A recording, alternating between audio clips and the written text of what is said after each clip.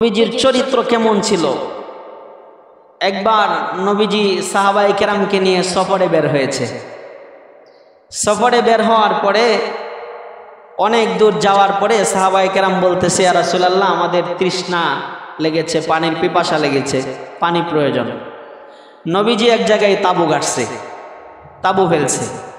তাঁবু ফেলে সব সাহাবীকে বলছে যে তোমরা বিশ্রাম করো, আর আলী রাদিয়াল্লাহু তাআলা আনহুকে সাথে একজন সাহাবী দিয়া বলছে যে তোমরা দুইজন পানি তালাশ করো, কোথাও পানি পাওয়া যায় কিনা, আর বাকিরা বিশ্রাম করো। নবীজির হুকুমে আলী রাদিয়াল্লাহু তাআলা আনহু পানি তালাশ করার জন্য বের হয়ে গেছে। সবাই বিশ্রাম করতেছে।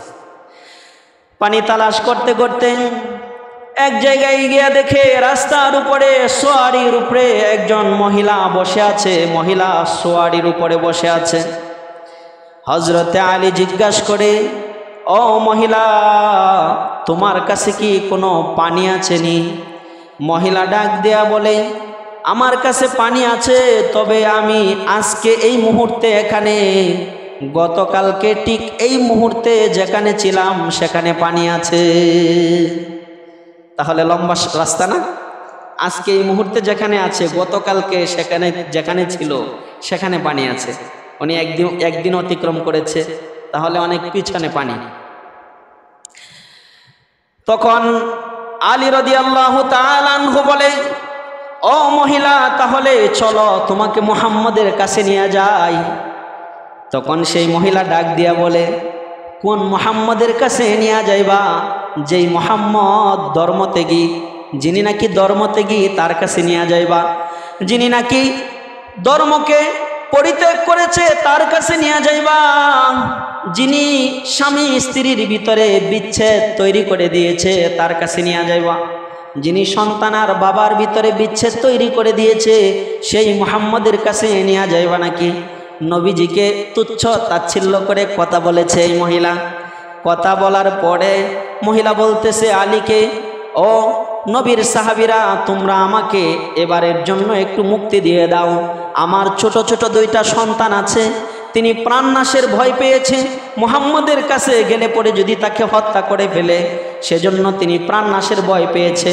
আর বলতেছে আমাকে মুহাম্মদের কাছে নিয়ে যায় না, আমার দুইটা সন্তান এতিম হয়ে যাবে, মা হারা হয়ে যাবে। আলী রাদিয়াল্লাহু তাআলা আনহু বলে, চলো তোমাকে মুহাম্মদের দরবারে নিয়ে যাব। মুহাম্মদের দরবারে নিয়ে যখন এই মহিলাকে নিয়ে আসলো, নিয়ে আসার পরে নবীজি জিজ্ঞাসা করে, ও মহিলা, তোমার কাছে কি পানি আছে নাকি? মহিলা বলে, হ্যাঁ আছে।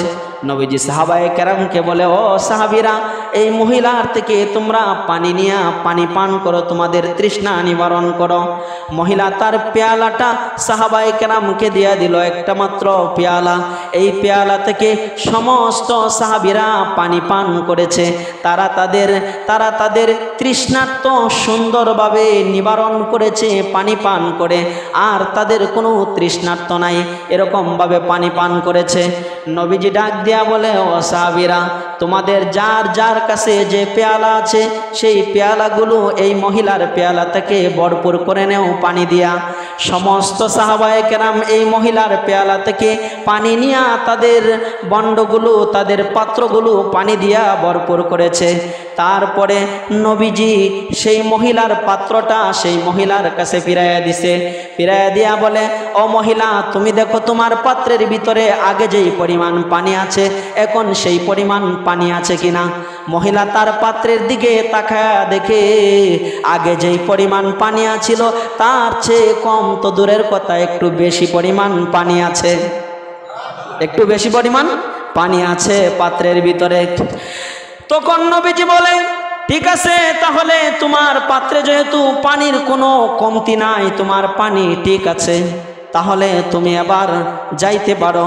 আবার নবীজি ডাক দেয় মহিলাকে, দাঁড়াও, যেহেতু তোমার কাছ থেকে আমরা উপকার সাধন করেছি, তাহলে তোমাকে এমনি এমনি বিদায় দিতে পারি না। সাহাবায়ে কেরামকে বলে, ও সাহাবায়ে কেরাম, তোমাদের যার কাছে যা আছে সেখান থেকে কিছু কিছু এই মহিলাকে হাদিয়া দাও, এই মহিলাকে হাদিয়া দাও। সাহাবায়ে কেরাম অল্প অল্প করে হাদিয়া যখন নবীজির সামনে মহিলার সামনে জমা করতেছে, জমা করতে করতে হাদিয়ার একটা বড় স্তূপ হয়ে গেছে। সেই হাদিয়াগুলো একটা পুটলার ভিতরে করে, কাপড়ের ভিতরে করে বেঁধে দিয়া নবীজি সাহাবায়ে কেরামকে বলে এই মহিলার সোয়ারির উপর উঠায়া দাও। সোয়ারির উপর উঠায়া দিছে। মহিলা হাদিয়াগুলো নিয়া মহিলাকে বিদায় দিয়া দিছে। মহিলা চলতেছে। মহিলা যে রাস্তা দিয়ে হাঁটতেছিল একটা কাফেলার সাথে, মহিলা আগে চলে আসছিল, তার কাফেলা পিছনে রয়ে গেছে। মহিলা যখন একটু দেরি হয়ে গেছে এই জায়গায়, রাস্তায় ওঠার পরে তার কাফেলার লোকদের সাথে সাক্ষাৎ হয়ে গেল। তার কাফেলার লোকেরা বলে, কি ব্যাপার, আপনি তো আমাদের অনেক আগে রওনা হয়েছেন, এত দেরি হলো কিভাবে? মহিলা তার ঘটনা খুলে বলল, জানো আমার সাথে কি হয়েছে? মোহাম্মদ 2 জন লোক পাঠায় আমাকে তার কাছে নিয়ে গেছে।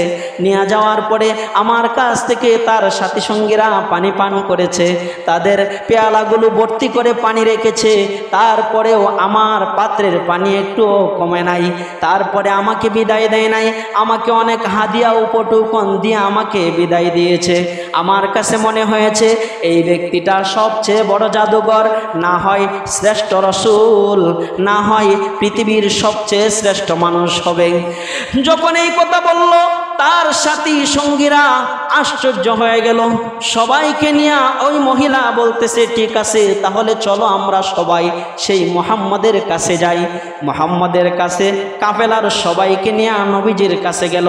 গিয়া বলতেছে, ইয়া রাসূলুল্লাহ, আজকে আমার সাথে আপনি যে উত্তম আদর্শ আর চরিত্র দেখালেন, উত্তম ব্যবহার দেখালেন, আমরা বিশ্বাস করি, আমরা সবাই সাক্ষ্য দিচ্ছি আপনি পৃথিবীতে আল্লাহর প্রেরিত শ্রেষ্ঠ রাসূল আর শ্রেষ্ঠ নবী ছাড়া আর কেউ হইতে পারেন না।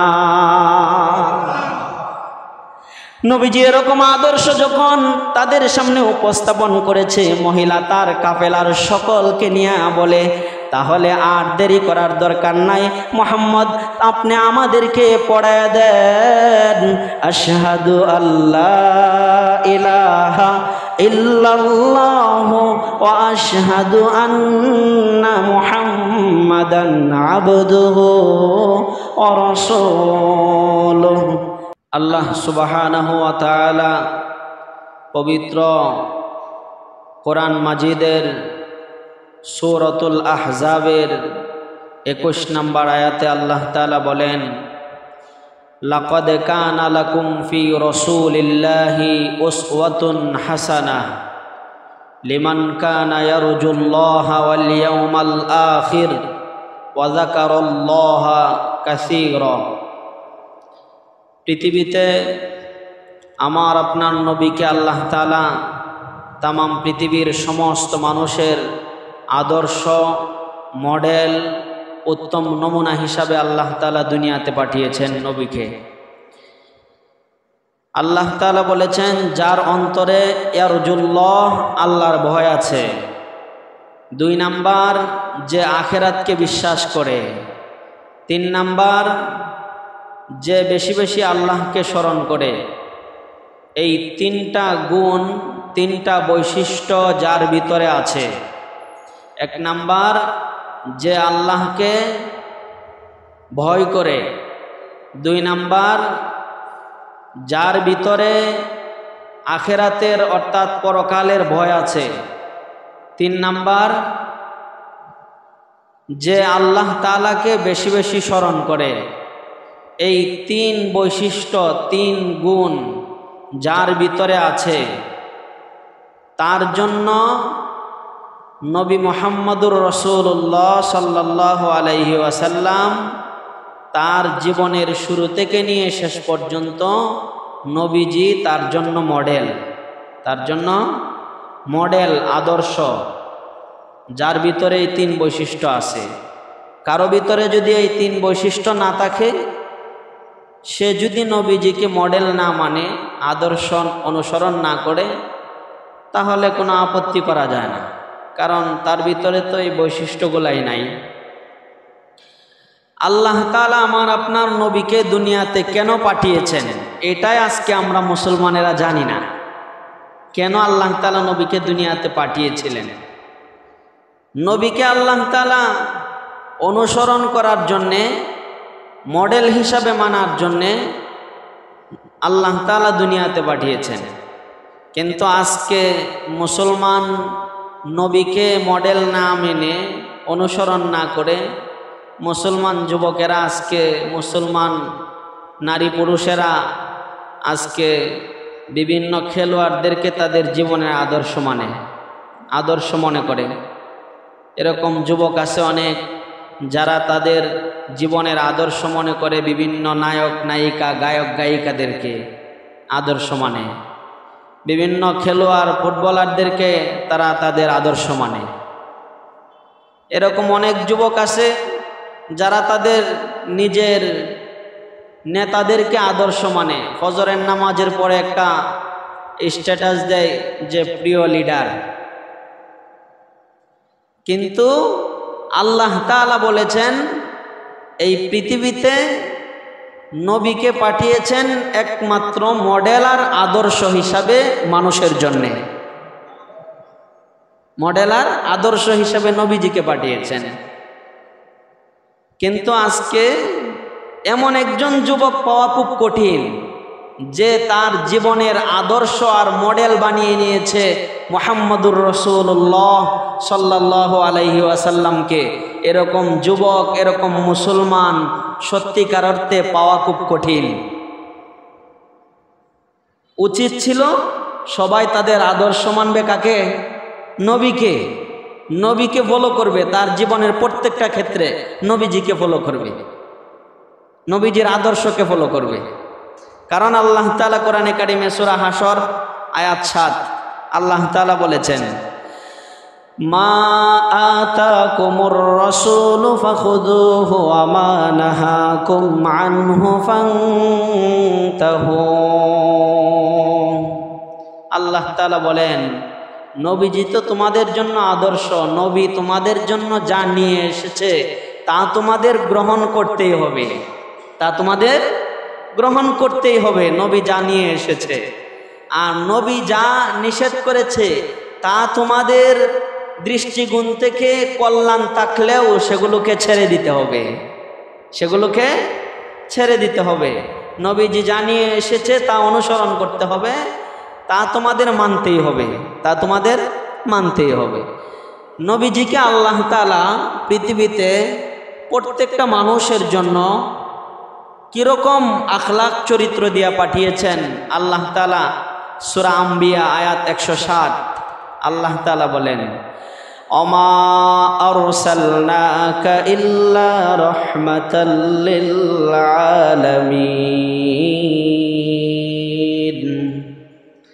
আল্লাহ তাআলা বলেন, আমি নবীকে তামাম পৃথিবীর সমস্ত মানুষের জন্যে, নবীর কথা, নবীজির আদর্শ, নবীজির সুন্নাহ, নবীজির চালচলন, নবীজির জীবনের প্রত্যেকটা দিক তামাম পৃথিবীর সমস্ত মানুষের জন্য আমি উত্তম চরিত্রের নমুনা বানায়া রহমত হিসাবে দুনিয়াতে পাঠিয়েছি। নবীজির আদর্শ ছাড়া পৃথিবীতে কোনো মানুষ সঠিক রাস্তা তালাশ করলে পাবে না। এজন্যই তো আল্লাহ তাআলা নবীজির আদর্শগুলো উপস্থাপন করে পৃথিবীর মানুষের সামনে আল্লাহ তাআলা এই কথাও দ্ব্যর্থহীন ভাষায় জানিয়ে দিয়েছেন, আমরা মুসলমানেরা যদি আজ সেই নবীজির সোনালী যুগের চরিত্র আর আদর্শ যদি আমরা অনুসরণ করতাম, আমাদের ভিতরে নবীজির চরিত্র থাকতো, আদর্শ থাকতো, তাহলে সারা পৃথিবীর মুসলমানেরা আজকে বিজাতিদের কাছে মার খেতে হতো না, লাঞ্ছিত হতে হতো না। মুসলমানেরা সারা পৃথিবী শাসন করত যদি কিনা নবীজির আদর্শ অনুযায়ী জীবন পরিচালনা করত। নবীজির আদর্শ কেমন ছিল? এক কিতাবের ভিতরে আসছে, হাদিসের ভিতরে আসছে, বদরের যুদ্ধ সংগঠিত হয়েছে, ৭০ জন কাফের নিহত হয়েছে। কতজন? ৭০ জন কাফের নিহত হয়েছে, আর ৭০ জন মুসলমানেরা বন্দি করে রেখে দিয়েছে কাফেরদেরকে। তাহলে 70 জন নিহত আর 70 জন বন্দী কাফেররা মুসলমানদের হাতে বদরের যুদ্ধের সময়। একদিন কাবার চত্বরে মাতফে এক কাফেরের নেতা, এক কাফের ব্যক্তি কাবার সামনে আসছে।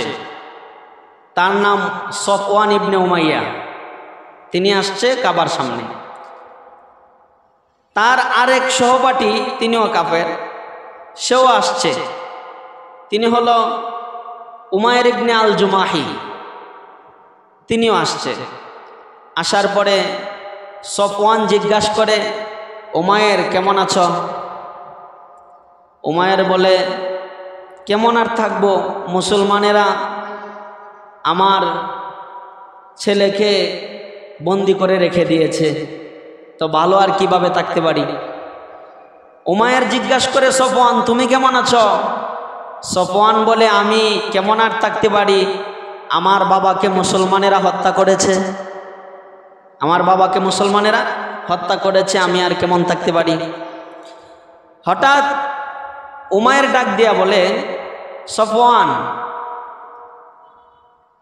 আমার সন্তানকে মুসলমানেরা বন্দি করে রেখে দিয়েছে, আমার তো আসলেও টাকা পয়সা নাই, আমার যদি টাকা পয়সা থাকতো তাহলে আমি মদিনায় গিয়া মুহাম্মদ সাল্লাল্লাহু আলাইহি সাল্লামকে হত্যা করতাম, নাউজুবিল্লাহ, প্রতিশোধ নিতাম।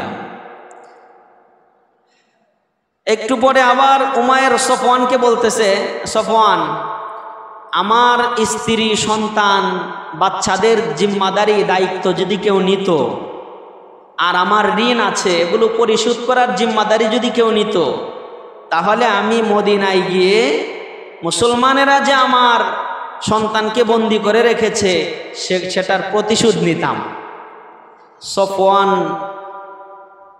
চিন্তা করলো, আমার বাবাকে মুসলমানেরা হত্যা করেছে, প্রতিশোধ নেওয়ার এটাই সবচেয়ে সুবর্ণ সুযোগ।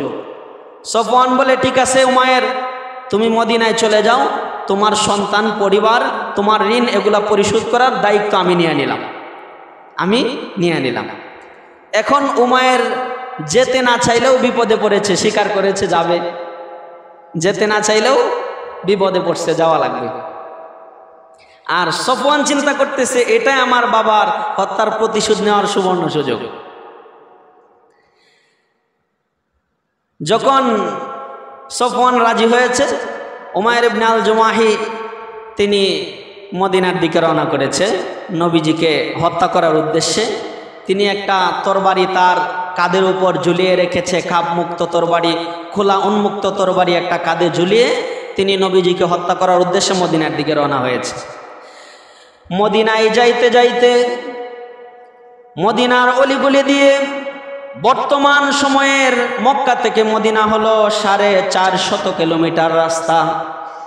তৎকালীন সময়ে তো মক্কা থেকে মদিনায় যাওয়াটা এত সহজ ছিল না, কারণ বড় বড় পাহাড় ছিল, নিচু জায়গা ছিল, উঁচু জায়গা ছিল, মরুভূমি ছিল, সেগুলো অতিক্রম করে করে মদিনায় যেতে হতো। বর্তমান সময়ের মতো এত সুন্দর রাস্তার ব্যবস্থা ছিল না। এরকম এক কষ্টের সময়ও উমায়ের ইবনে আল জুমাহি মদিনায় রওনা হয়েছে নবীজিকে হত্যা করার উদ্দেশ্যে, নবীজিকে পৃথিবী থেকে শেষ করে দেওয়ার উদ্দেশ্যে। যখন রওনা হয়েছে মদিনার রাস্তায় পথ চলতে চলতে একটা পর্যায়ে মদিনায় গিয়ে পৌঁছেছে। মদিনার মানুষের কাছে জিজ্ঞেস করে করে মুহাম্মদ কোথায় আছে, তার সাহাবীরা কোথায় আছে, এগুলা জিজ্ঞাসা করে করে তিনি মসজিদে নববীতে গিয়া হাজির হয়ে গেছে। মদিনার মসজিদে গিয়া হাজির হয়ে দেখে নবীজি সাহাবায়ে কেরামকে নিয়ে আলোচনা করছেন। সাহাবায়ে কেরামকে জিজ্ঞাসা করে, ও সাহাবীরা, মুহাম্মদ নামক ব্যক্তিটা কোথায়?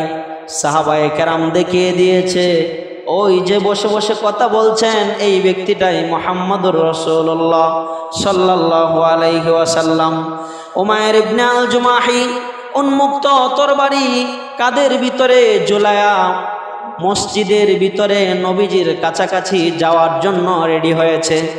হঠাৎ ওমর রাদিয়াল্লাহু তাআলা আনহুর চোখে এই দৃশ্যটা দেখে ফেলেছে তিনি যে উমায়ের তো আল্লাহর শত্রু, নবীজির শত্রু। সে যদি নবীজির কাছাকাছি যায় তাহলে নবীজিকে হত্যা করে ফেলবে। এজন্য উমর দূর থেকে দৌড় দিয়া উমায়ের ইবনে আল জুমাহিকে আটকানোর জন্য দৌড়ায় আসতেছে। এই দৃশ্যটা রহমাতুল লিল আলামিন মদিনার নবী মুহাম্মদুর রাসূলুল্লাহ সাল্লাল্লাহু আলাইহি ওয়াসাল্লাম দেখে উমরকে ডাক দিয়া বলে, হে উমর, তুমি উমায়ের ইবনে আল জুমাহিকে বাধা দিও না, তাকে আমার নিকট আসতে দাও।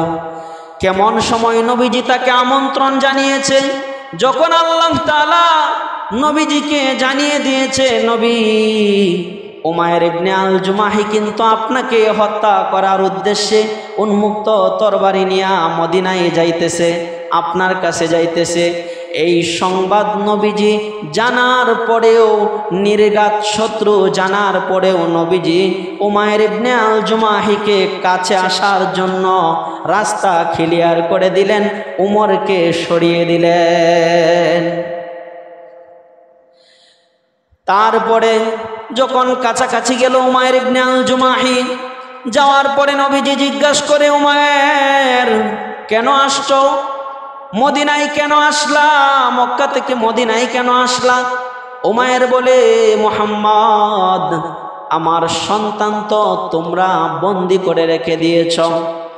বন্দি চুক্তি দিয়া, মুক্তিপণ দিয়া আমি আমার সন্তানকে সারিয়ে নেওয়ার জন্য এসেছি। নবীজি বলে, তাহলে তোমার কাদের উপরে উন্মুক্ত তরবারি কেন?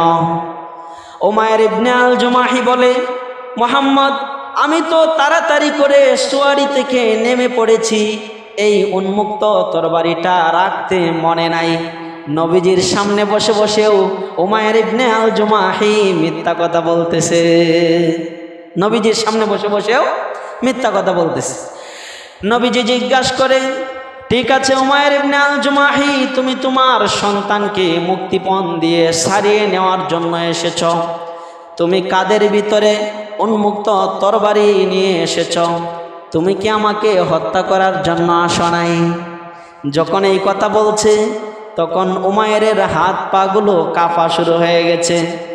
কারণ নবীজি যখন এই কথা বলে, তুমি আমাকে হত্যা করার জন্য আসো নাই, সাহাবায়ে কেরাম এখানে থাকতে তার মাথার গর্দান একসাথে থাকতে পারে না। মাথা থেকে গর্দান মুহূর্তের ভিতরে আলাদা হয়ে যেতে পারে। এজন্য তার হাত পা গুলো কাঁপা শুরু করেছে। নবীজি যখন একটু পরে ডাক দিয়া বলে, উমায়ের, মিথ্যা কথা বলো না, আমার সামনে দাঁড়িয়ে মসজিদে বসে বসে মিথ্যা কথা বলো না। তুমি তো আমাকে হত্যা করার জন্য আসছো। তুমি আর সফওয়ান, তোমরা দুইজন মিলে কাবা শরীফের সামনে বসে বসে কি আমাকে হত্যা করার ষড়যন্ত্র করো নাই? তখন উমায়ের হাত পা আরো কাঁপা শুরু করেছে। নবীজি বলে, তোমার সন্তান আর তোমার স্ত্রী তোমার ঋণ পরিশোধের জিম্মাদারিগুলো সফওয়ান নিয়েছে, সত্য কিনা বলো? উমায়ের হাত পা গুলো আরো কাঁপা শুরু করে দিয়েছে। উমায়ের মনে মনে চিন্তা করে, মুহাম্মদ যদি সত্য রাসূল আর নবী না হবেন, তাহলে কাবার সামনে আমি আর সফওয়ান কথা বলেছি সেগুলো জানার প্রশ্নই আসে না। সেগুলো জানার প্রশ্নই আসে না যদি সত্য নবী না হবেন। উমায়ের ইবনে আল জুমাহি গিয়েছিল কিন্তু নবীজির কাল্লা আনার জন্যে, নবীজির কল্লা আনার জন্যে, গর্দান থেকে মাথা দ্বিখণ্ডিত করার জন্যে, প্রতিশোধ নেওয়ার জন্যে। কিন্তু উমায়ের ইবনে আল জুমাহি নবীজির এই উত্তম চরিত্রের আদর্শ দেখে, এমন একজন নির্ঘাত শত্রু জানার পরেও মুহাম্মদ তাকে হত্যার হুমকি দেয় নাই, সাহাবায়ে কেরামকে হত্যা করতে নির্দেশ দেয় নাই, প্রতিশোধ নেয় নাই।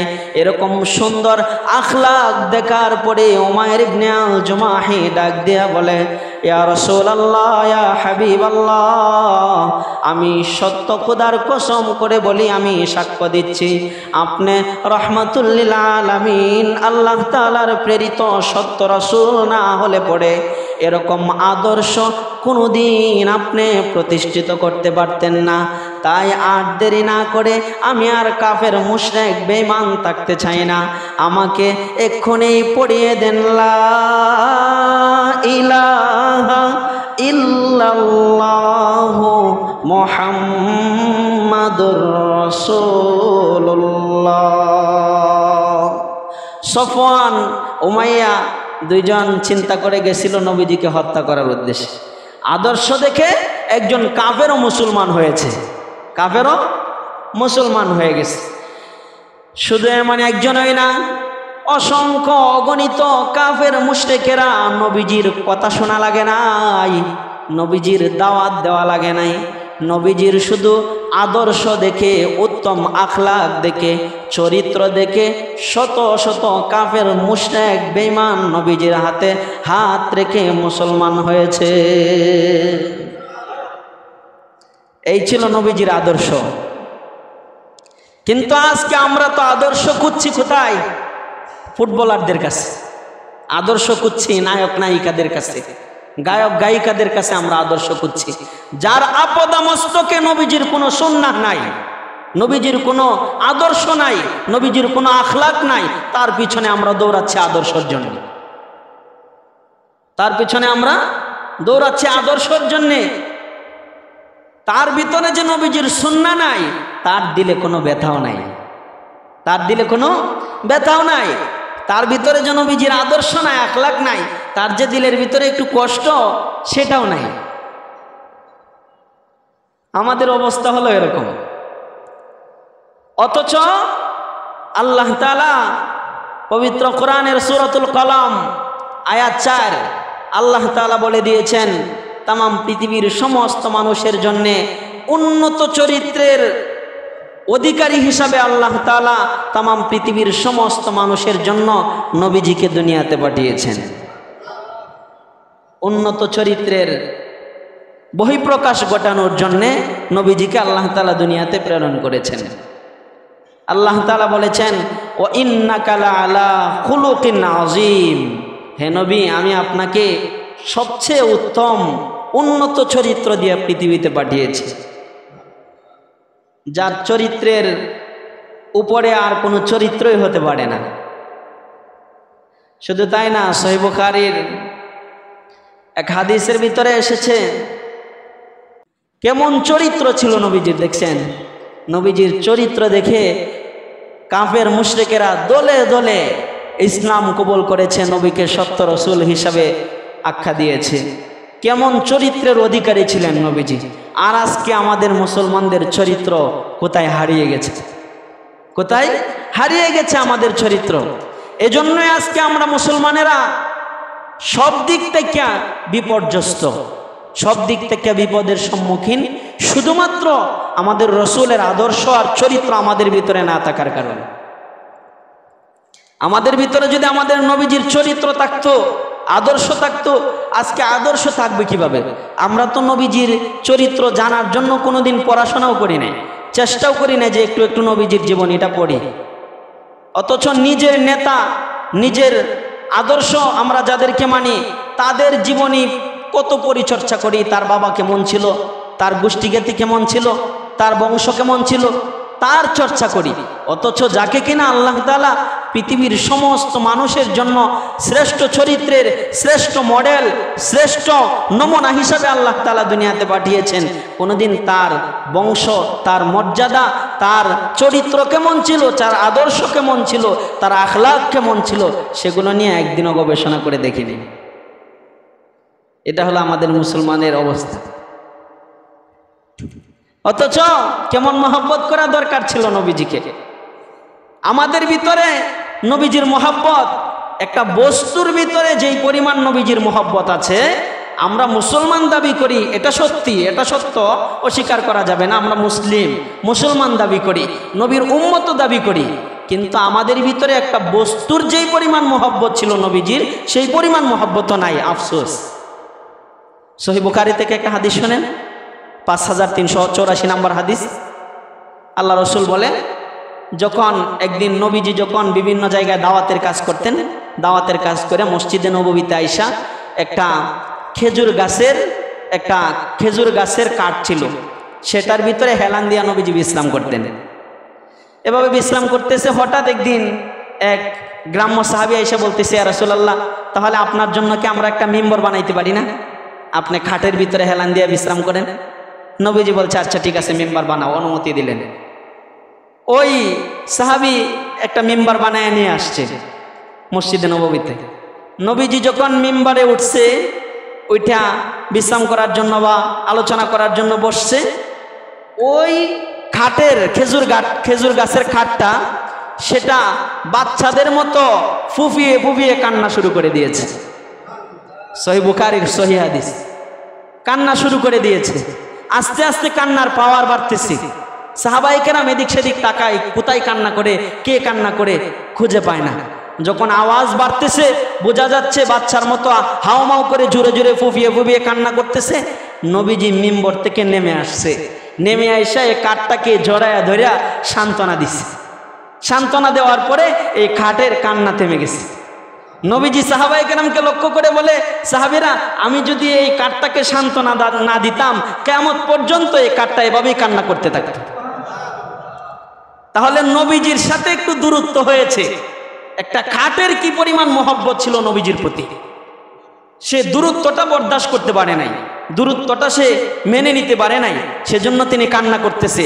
আর মুসলমান দাবি করে, নবীজির উম্মত দাবি করে, এর এক বিন্দু মহব্বত আমরা লালন করতে পারি না।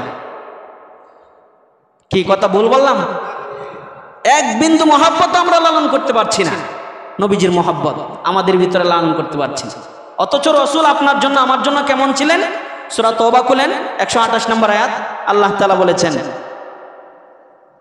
লাকাদ জাআকুম রাসূলুম মিন আনফুসিকুম আজিজুন আলাইহি মা আনিতুম হারিসুন আলাইকুম বিল মুমিনিনা রাউফুর রহিম। নবীজি ছিলেন আমাদের জন্য সবচেয়ে বেশি পেরেশানি থাকতেন উম্মতের জন্য। নবীজি উম্মতের প্রতি দয়াশীল ছিলেন, নবীজি উম্মতের প্রতি ভালোবাসাশীল ছিলেন। ভালোবাসা ছিল নবীজির ভিতরে। উম্মতের প্রতি দয়ার সাগরের নমুনা নবীজি দেখিয়ে গেছেন। নবীজি উম্মতের প্রতি রহমত হিসাবে ছিলেন। উম্মতের জন্য নবীজির পুরা দিন আর রাত 24 ঘন্টায় উম্মতের ফিকিরে রাত কাটতো, দিন কাটতো। বিছানায় যখন শুয়ে পড়তেন, তখনও উম্মতের চিন্তায় বিছানায় শুয়ে থাকতে পারতেন না। তিনি যে মসজিদে নববীর পাশে যে কবরস্থান আছে, সেখানে গিয়া কবরের পাশে দাঁড়ায় দাঁড়ায় উম্মতের জন্য দোয়া করতেন। আরামের ঘুমকে তিনি হারাম করেছেন উম্মতের জন্য। আর আজকে উম্মত নবীকে পাশ কাটিয়ে, নবীকে বাদ দিয়া ভিন্ন রাস্তায় জান্নাতের পথ তালাশ করে। খোদার কসম করে বলি, ভিন্ন রাস্তায় কিয়ামত পর্যন্ত জান্নাতের পথ তালাশ করতে পারবেন, পশ্চিমকালেও জান্নাতের পথ পাওয়া যাবে না নবীজির আদর্শ আর সুন্নাহ আর চরিত্র অনুসরণের মাধ্যম ছাড়া। জান্নাতের পথ পাওয়া যাবে না। নবীজি আপনার জন্য কেমন ছিল, আপনি কেমন, এটা একটু গবেষণা করে, এটা একটু আপনি চিন্তা করে দেখেন। শুধু তাই না, সূরা নিসা খুলেন, আয়াত 78। আল্লাহ তাআলা বলেছেন, وَمَن يُطِعِ اللَّهَ وَالرَّسُولَ فَأُولَٰئِكَ مَعَ الَّذِينَ أَنْعَمَ اللَّهُ عَلَيْهِم مِّنَ النَّبِيِّينَ والصديقين والشهداء والصالحين। আল্লাহ তাআলা বলেছেন, যাদের ভিতরে নবীজির আদর্শ থাকবে, নবীজির সুন্নাহ থাকবে, নবীজির আখলাক থাকবে, নবীজির অনুসরণ থাকবে, আল্লাহ রাসূলের তরিকা অনুযায়ী তার জীবন পরিচালনা করবে, তাদের হাসর হবে সিদ্দিকিনদের সাথে, শুহাদাদের সাথে, নবীদের সাথে, সালেহিন যারা আছে তাদের সাথে তাদের হাসর নাসর হয়ে যাবে। শুধু তাই না, সূরা নিসা আয়াত 80 আল্লাহ তাআলা বলেন, وَمَن يُطِعِ الرَّسُولَ فَقَدْ أَطَاعَ اللَّهَ وَمَن تَوَلَّى فَمَا أَرْسَلْنَاكَ عَلَيْهِمْ حَفِيظًا। আল্লাহ তাআলা বলেন, وَمَن يُطِعِ الرَّسُولَ فَقَدْ أَطَاعَ اللَّهَ। যে কিনা রসুলের মহব্বত তার দিলের ভিতরে জমায় রাখে, তার ভিতরে আল্লাহ তাআলার মহব্বত অটোমেটিক এমনিতেই চলে আসে। রসুলের মোহাব্বত ছাড়া কেউ আল্লাহকে রাজি করতে পারবে না। রসুলের মোহাব্বত পরিপূর্ণ ছাড়া কেউ আল্লাহর সন্তুষ্টি অর্জন করতে পারবে না। আল্লাহর সন্তুষ্টি কেউ অর্জন করতে হলে রসুলের মোহাব্বত তার দিলের ভিতরে থাকতে হবে। শুধু তাই না, সূরা আল ইমরানে আল্লাহ তাআলা বলেছেন, কুল ইন কুনতুম তুহিব্বুনাল্লাহ ফাত্তাবিউনি ইউহিব্বুকুমুল্লাহ ওয়া ইয়াগফির লাকুম যুনুবাকুম আল্লাহু গফুরুর রহিম। যদি কেউ আল্লাহকে মোহাব্বত করতে চায়, আল্লাহকে ভালোবাসতে চায়, তাহলে নবীজির অনুসরণ ছাড়া কেউ আল্লাহকে পাবে না, কেউ আল্লাহকে পাবে না। যারা আজকে তাদের আপাদমস্তকের ভিতরে নবীজির কোনো সুন্নাহ নাই, অথচ সে দাবি করে আল্লাহর ওলি, ডাহা একটা মিথ্যা কথা। নবীজির অনুসরণ ছাড়া, নবীজির আদর্শ ছাড়া, নবীজির সুন্নাহ ছাড়া সে কখনোই আল্লাহর ওলি হতে পারে না।